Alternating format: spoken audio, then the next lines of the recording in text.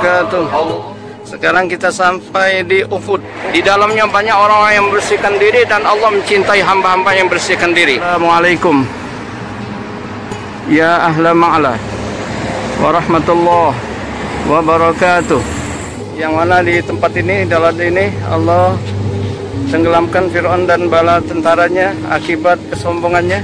Wa kaifa idza ji'na min kulli ummatin bi syahidin wa ji'na bika. Wassalamualaikum warahmatullahi wabarakatuh.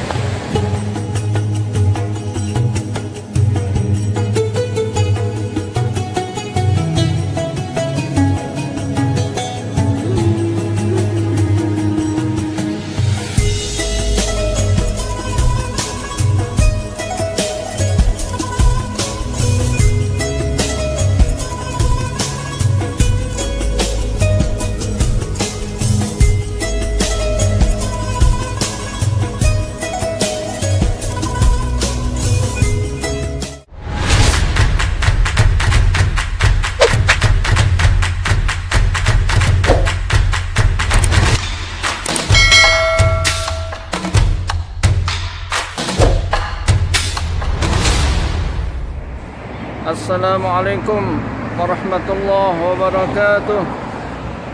Bismillahirrahmanirrahim. Alhamdulillahi rabbil alamin. Wa bihi nasta'inu ala umuri dunya waddin. Wassalatu wassalamu ala ashrafil anbiya'i wal mursalin Sayyidina Muhammadin wa ala alihi wa sahbihi ajma'in. Amma ba'd. Alhamdulillah pemirsa sekalian, kita sekarang berada di Mekah. Kita lihat di belakang saya itu batas tanah haram yang dulu, zaman dulu masih disisakan. Adapun yang sekarang seperti ini bentuknya. Udah modern. Itu bertuliskan beginning of haram boundary,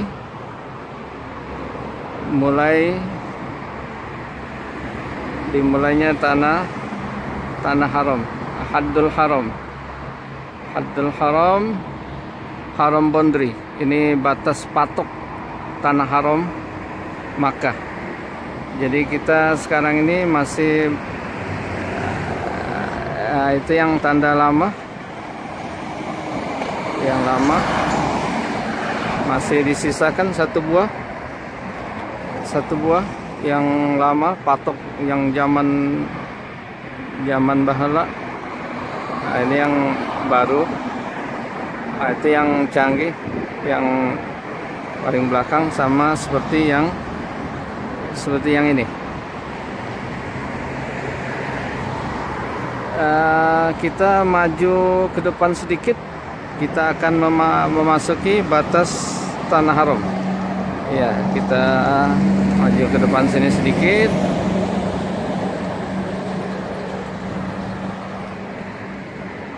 Ya, alhamdulillah pemirsa sekalian, kita sudah memasuki batas tanah suci, tanah haram Mekah. Kita berdoa kepada Allah SWT. Allahumma inna hadha haramuka wa haramu khalilika Ibrahim alaihissalam. Nas'aluka Allahumma an tuharrima luhumana wa basharatana ala nar. Ya Allah, ini adalah tanah suci, tanah harammu dan tanah haram kekasihmu Ibrahim alaihissalam. Kami mohon kepadamu ya Allah agar engkau haramkan jasad-jasad kami disentuh oleh api neraka.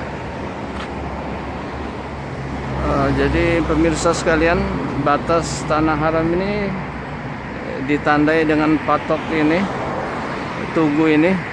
Juga di sini ada masjid juga menandain awal tanah suci, tanah haram Mekah ini. Itulah yang dinamakan Masjid Tanim. Masjid Tanim yang dikenal oleh kebanyakan orang, Masjid Tanim, namanya sebetulnya Masjid As-Sayyidah Aisyah, Masjid Siti Aisyah, Masjid As-Sayyidah Aisyah. Kita lihat masjidnya.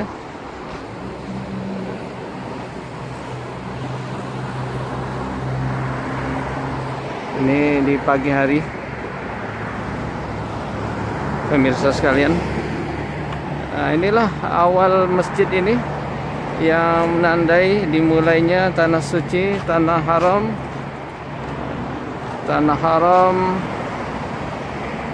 Makkah Al-Mukarramah. Dan ini jumlah patok ini, kita lihat depan itu mengelilingi batas tanah suci, tanah haram. Jumlahnya banyak sekali, ratusan, mengelilingi batas tanah suci, tanah haram Makkah Al-Mukarramah. Jadi orang-orang yang sudah berada di Mekah, apabila mereka mau umroh, mereka melapaskan niat di tempat ini, pergi ke tanah halal. Yang paling dekat dari Masjidil Haram ini adalah Tanim ini. Dari Masjidil Haram kemari lebih kurang 7 kilo saja, 7 kilometer. Juga bisa mereka ke Hudaybiyah lebih jauh, ataupun ke Ji'rana lebih jauh lagi.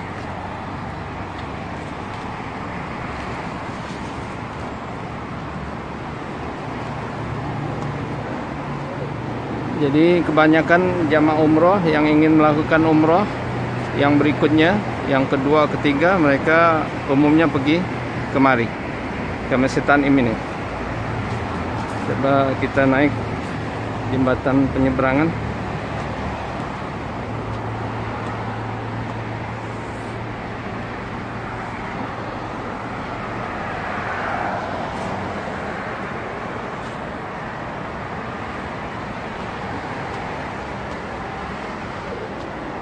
Sepi sekali karena tidak ada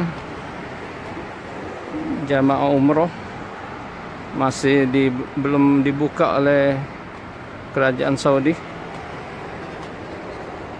Jadi sepi sekali, di mana-mana sepi. Sekarang pun umroh belum diizinkan umroh, bahkan Masjidil Haram pun belum dibuka untuk umum. Mudah-mudahan pandemi corona ini cepat Allah angkat, sehingga kita bisa normal kembali, bisa melaksanakan umroh dengan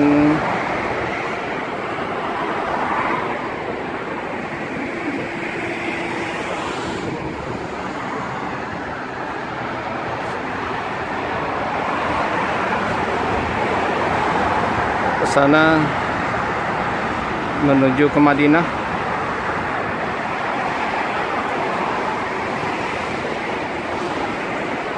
Yang sebelah kemari ini menuju ke Mekah, ke Masjidil Haram. Dari sini ke Masjidil Haram 7 km. Kita lihat sekali lagi patok tanah haram Makkah yang zaman dahulu.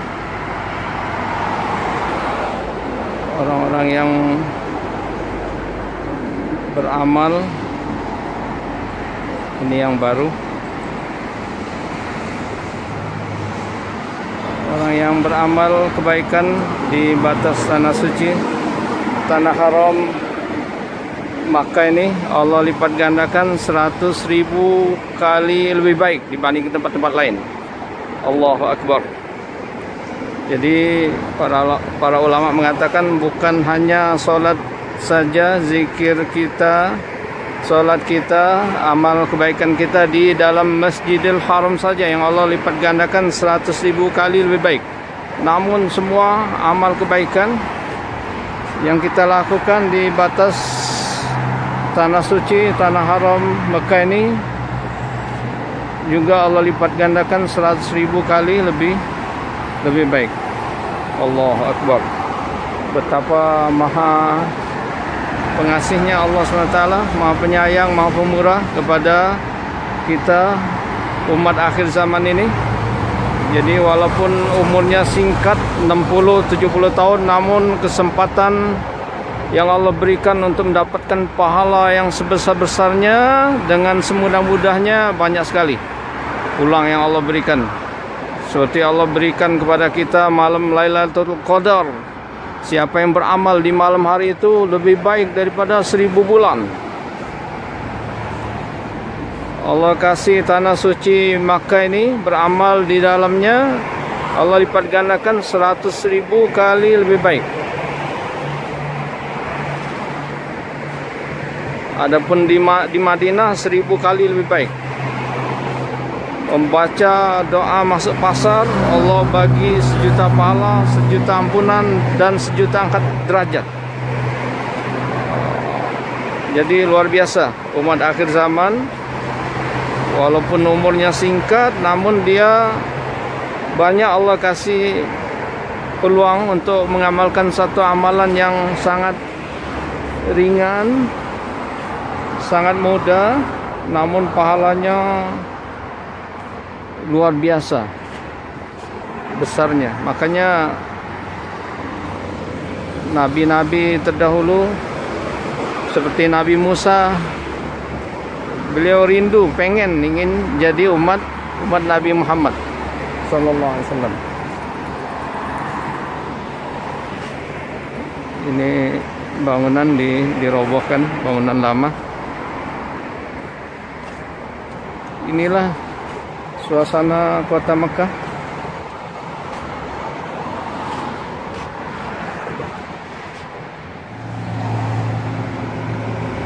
Ya, pemirsa sekalian, banyak sekali nama kota Mekah yang Allah berikan di dalam kitab, di dalam hadis, di dalam Al-Quran. Banyak sekali nama-nama kota Mekah ini. Sesuatu yang mempunyai nama yang banyak menunjukkan akan kehebatan sesuatu tersebut. Seperti nama Allah banyak yang mesti diketahui, yang 99 Asmaul Husna, nama Nabi terukir di sekitar Raudhah banyak, ada 100 lebih nama Nabi.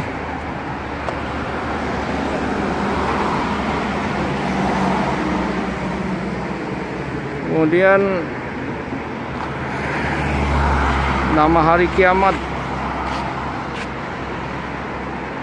nama kota Madinah banyak, nama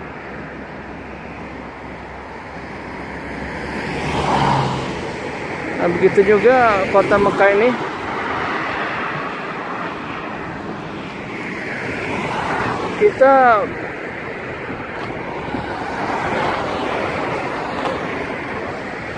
Kita ambil beberapanya saja dari Al-Quranul Karim, nama lain dari kota Mekah ini yang ada dalam Al-Quran saja. Di antaranya kota Mekah ini ada disebut dalam Al-Quran dengan nama Bakkah. Dengan nama Bakkah, pakai B, ba awalnya, yang dikenal oleh orang ramai Makkah, pakai mim. Ini Bakkah, bi Bakkata Mubarakah. Bakkah dari kata baka ya beki, artinya menangis. Kenapa kota ini dinamakan dengan Bakka? Yang mana Bakka dari kata baka ya beki, menangis. Karena orang di sini mudah untuk menangis. Di Mekah ini orang mudah menangis. Kita lihat orang-orang yang pertama kali datang ke Mekah ini, pertama kali melihat Ka'bah, umumnya menangis. Apalagi di padang Arafah, ketika wukuf di Arafah, banyak yang menangis. Teringat hari kiamat, takut siksa Allah, menangis. Itulah dinamakan Bakka. Ada juga nama yang lain, disebut Al-Balad. Bahkan Allah buat sumpah, la uqsimu bihadzal balad, demi Al-Balad. Allah buat sumpah. Tidak sembarangan kalau Allah SWT buat sumpah dengan menyebut nama makhluknya. Para ahli tafsir mengatakan yang dimaksud dengan Al-Balad di sini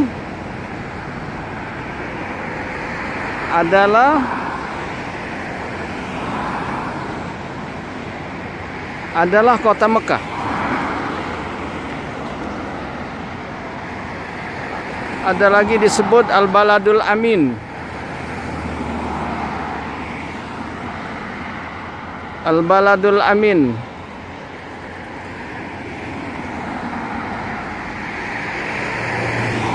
Ummul Qura. Ummul Qura, ibu segala negeri. Karena tempat ini tumpuan semua negeri. Siapapun yang tinggal dimanapun di dunia ini merindukan untuk datang kemari. Yang sudah datang kemari ingin lagi datang kemari.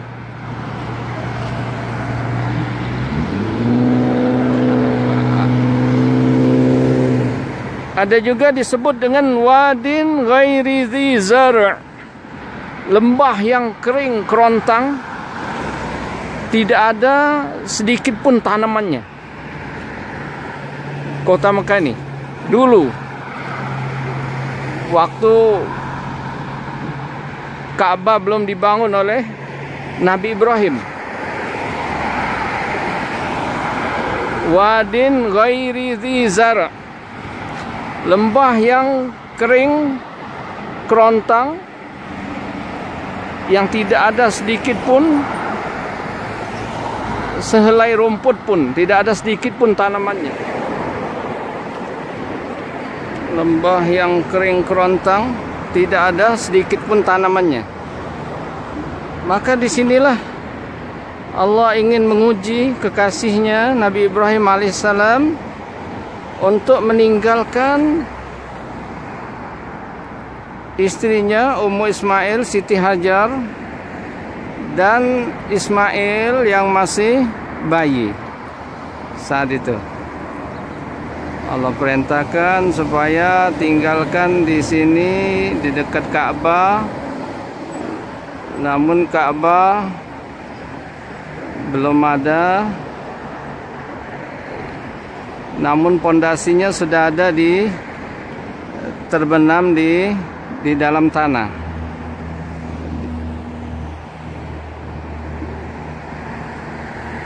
Akhirnya Nabi Ibrahim bawa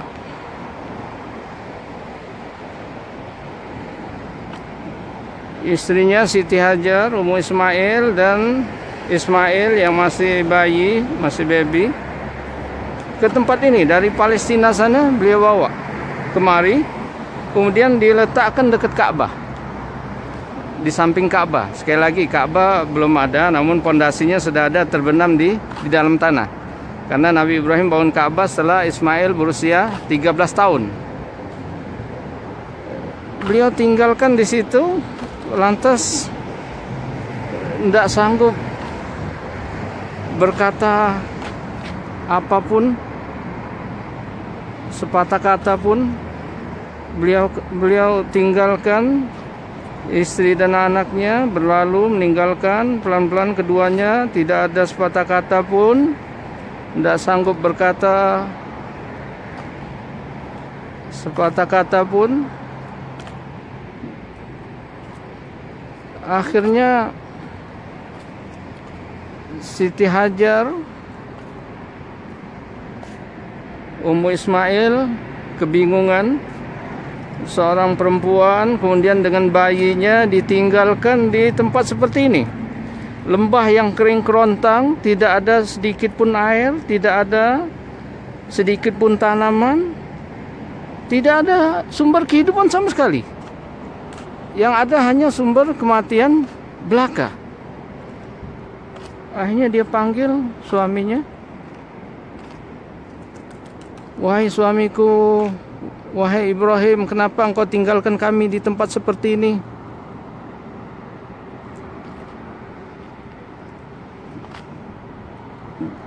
Dia tidak tengok, dia tidak toleh, tetap macam tak dengar. Dia tetap melangkahkan kakinya perlahan, meninggalkan keduanya. Kedua kalinya diseru lagi oleh Siti Hajar, "Wahai suamiku, wahai Ibrahim, kenapa engkau tinggalkan kami di tempat seperti ini?" Dia macam tak dengar, terus melangkahkan kaki meninggalkan keduanya.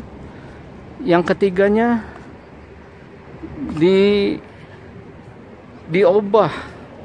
dirubah pertanyaannya oleh Siti Hajar, "Wahai suamiku, wahai Ibrahim,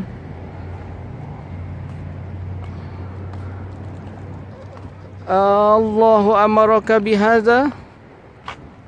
Wahai suamiku, wahai Ibrahim, apakah Allah yang merintahkan engkau untuk melakukan hal ini? Waktu pertanyaannya dirubah seperti ini oleh Ummu Ismail, Siti Hajar, baru Nabi Ibrahim menghentikan langkahnya, menjawab pertanyaan istrinya. Baru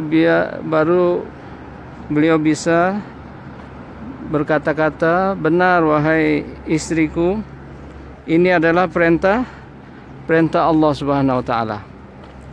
Istri yang soleha, yang mukminah, yang taat kepada Allah dan Rasulnya, tatkala mendengar jawaban seperti ini memang ini perintah Allah, maka Siti Hajar menjawab dengan mantap, "Sudah, kalau memang ini perintah Allah, kami terima dengan ikhlas, dengan ridha, pasti Allah tidak akan menyia-nyiakan kami."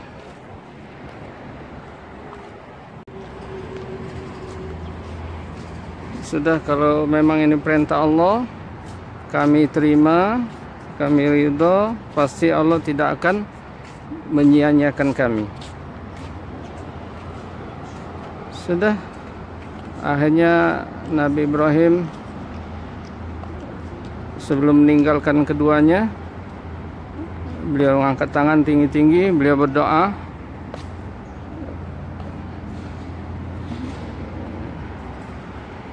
beliau minta tempat ini dijadikan tumpuan semua manusia, diberkahi rezekinya, buah-buahannya. Setelah berdoa, beliau pergi meninggalkan keduanya. Tidak beberapa hari,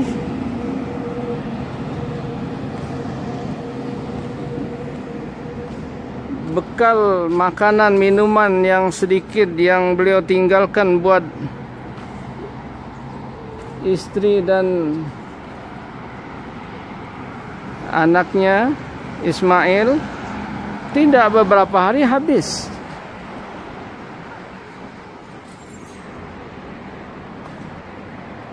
Kita lihat tulisan di masjid ini,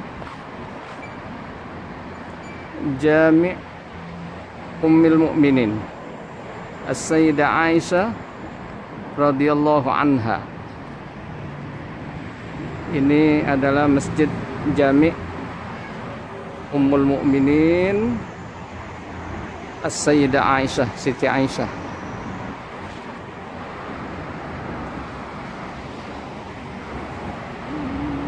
Disebut juga Masjid Miqat, Masjid Tanim.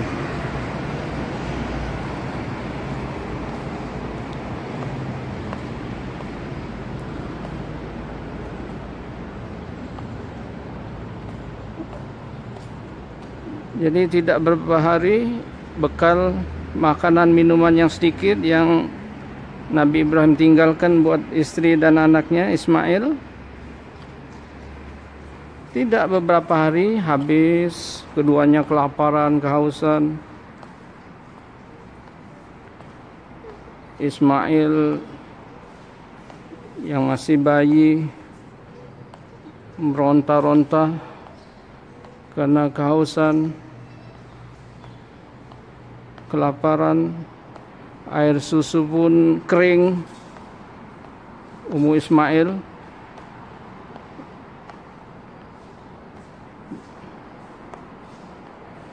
akhirnya Siti Hajar, Ummu Ismail kebingungan mencari air kemana, mencari makanan, bantuan kemana.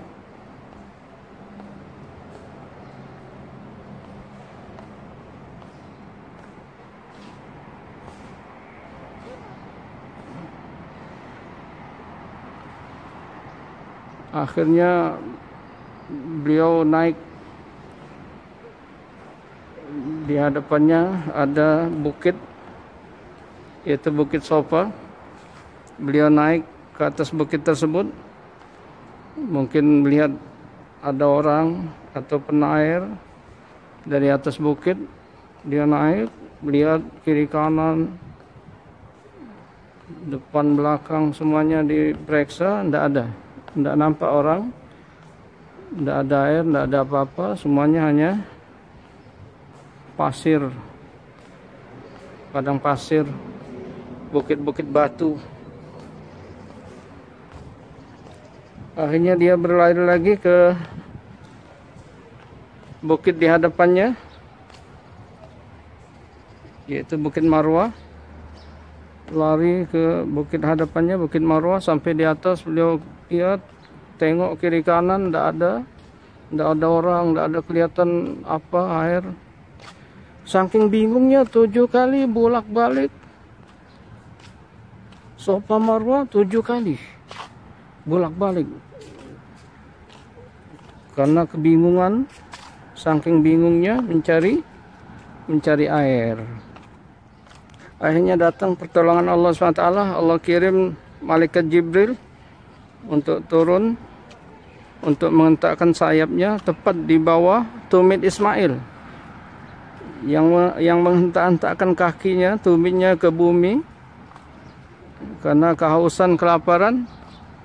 Disitulah malaikat Jibril menghentakkan sayapnya, akhirnya terpancar tepat di bawah kaki Ismail. Akhirnya terpancarlah air,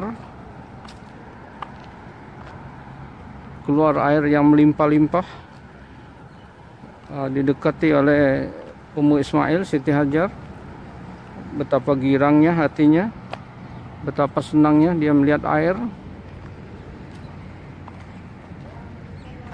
Dia dekati air tersebut, dia buat tepian di sekeliling air tadi. Dia buat tepiannya sekelilingnya supaya airnya tidak merembas, tidak lari kemana-mana. Macam dia bikin kolam kecil begitu kan, sambil dia berkata kepada air tadi, Zam-Zam, artinya kumpul lah, kumpul. Kira-kira begitulah maksudnya. Saking girangnya dengan air diajak bicara. Zam, kumpul. Jadi biasa orang senang sama bayi diajak bicara, senang sama binatang, senang sama kucing diajak ngomong, ya. Zam, katanya. Zam, kumpul.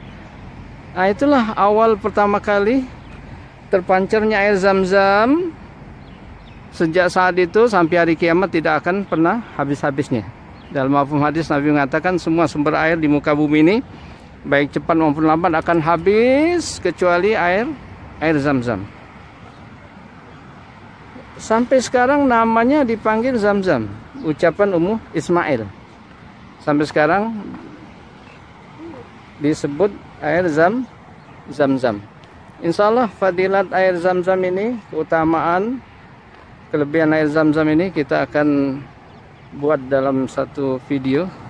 Samping masjid ini dia buat taman untuk nyantai dan juga untuk anak-anak bermain.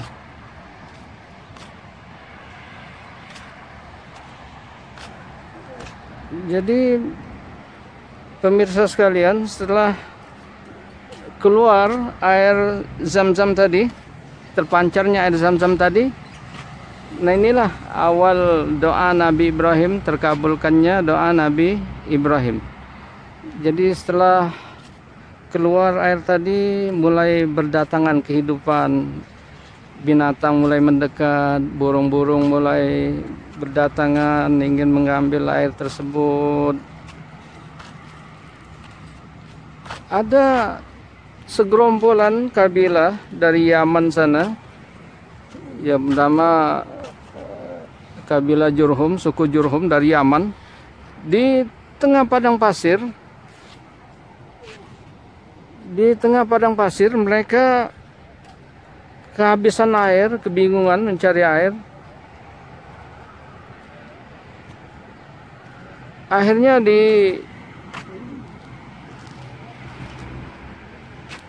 dari kejauhan mereka melihat burung-burung berputar-putar di udara. Mereka yakin pasti di bawahnya ada sesuatu, ada sumber makanan ataupun ada sumber air. Akhirnya mereka telusuri, mereka ikuti jejak burung-burung itu. Akhirnya benar, mereka mendapatkan seorang perempuan, seorang ibu dengan bayinya. Di hadapannya ada air yang melimpah ruah. Orang dulu, walaupun mereka semua laki-laki, gagah-gagah, kuat-kuat, bukan macam preman zaman sekarang, bandit zaman sekarang main singkir saja, tidak. Mereka dengan sopan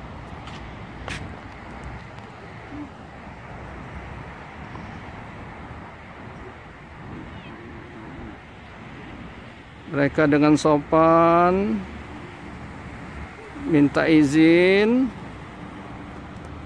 kepada Ummu Ismail, Siti Hajar, agar diizinkan untuk tinggal di sekitar tempat itu, sekitar air Zam-Zam itu.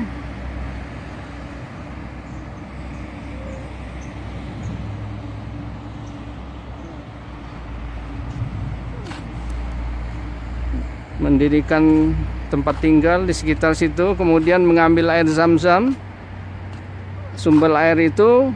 Mereka siap bayar sewa berapapun yang diminta oleh Ummu Ismail, sumber rezeki. Mulai berdatangan doa Nabi Ibrahim, minta diberkahi rezekinya. Akhirnya diizinkan oleh Ummu Ismail. Mereka tinggal di situ. Inilah orang-orang yang pertama kali tinggal di Mekah ini. Yang pertama siapa? Ummu Ismail dengan bayinya, Siti Hajar dan Ismail. Yang kedua, suku Jurhum dari Yaman, yang meninggali kota Mekah ini. Yang pertama kali Ummu Ismail, Siti Hajar dan bayinya Ismail, kemudian suku Jurhum. Akhirnya setelah itu terus bertambah terus sampai ramai sampai sekarang. Inilah berkah berkat doa Nabi Ibrahim. Jadikan tempat ini tumpuan semua manusia, semuanya merindukan tempat ini. Yang sudah datang ingin datang lagi, dan diberkahi rezekinya, buah-buahannya, bahkan beliau sebut buah-buahan. Di sini yang ada di sini buah ini cuma ini saja di hadapan kita ini, korma. Ini saking banyaknya ndak keambil, dibiarkan saja. Ini korma, ndak ada yang ngambil, padahal sudah masak, sudah matang.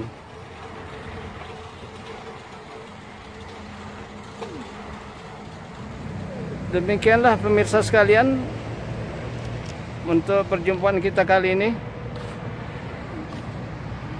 tentang nama-nama lain daripada kota Mekah. Insya Allah kita akan ke tempat-tempat ziarah yang lain, tempat-tempat bersejarah yang lain.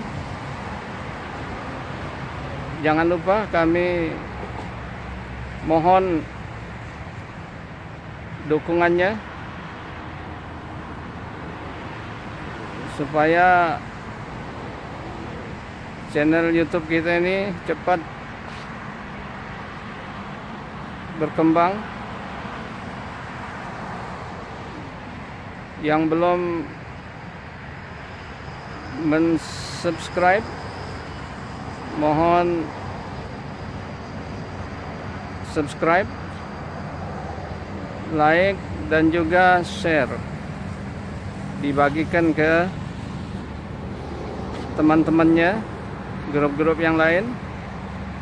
Insya Allah kita sama-sama akan mendapatkan amal jariah. Wabillahi taufiq wal hidayah. Wassalamualaikum warahmatullahi wabarakatuh.